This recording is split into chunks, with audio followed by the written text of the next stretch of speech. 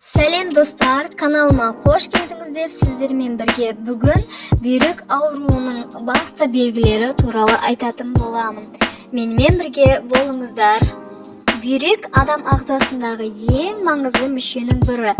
Әсіресе әйелдер қауымы үшін маңыздылығы өте зор. Себебі әйел адамның денсаулығы, сұлулығы мен сымбаттылығының басты кепілі.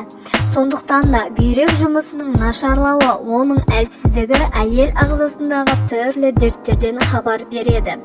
Бүйрек әлсіздігінен бет, аяқ, қол, көздің айналасы ісіп кетеді.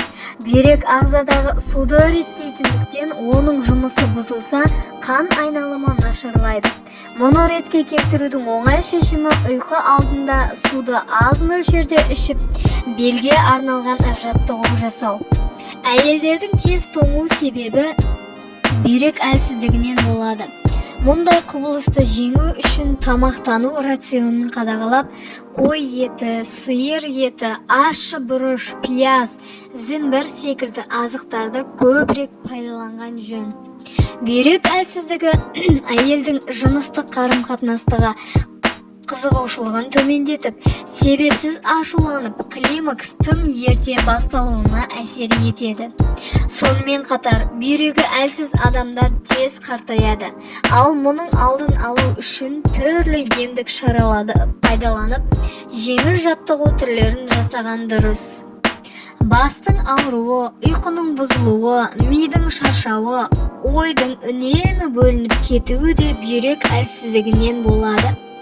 Ағзадағы мұндай өзгерістерді жеңу үшін қаздың етін, саңырауқұлақ, жүзімді үнемі пайдалану керек.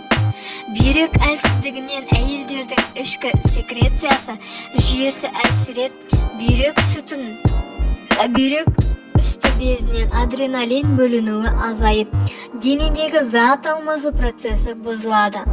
Ол артық май жиналуына себеп болады. Оған қарсы тұру үшін алақанды бір-біріне ысқылап, жылы күйде бүйрекке басу қажет. Мұны күніне бірнеше рет қайталаған жөн. Сонымен қоса қаз, қоян, балық еті секілді азықтарды көп тұтынған дұрыс. Бүйрек әлсіздігінен қан қысымы артады. Мұндай белгілер байқалысымен аурудың алдын алып, дәрігерге көрініп, емдік шаралар қолданбаса, бүйрек істен шығып, өмірге қауіп төндіруі мүмкін. Өз денсаулығыңыз өз қолыңызда. Достар, осы видео ұнаса лайк басып, менің каналыма қолдау білдіріп, жазылып қоюды ұмытпаңыздар. Келесі кездескенше сау болыңыздар.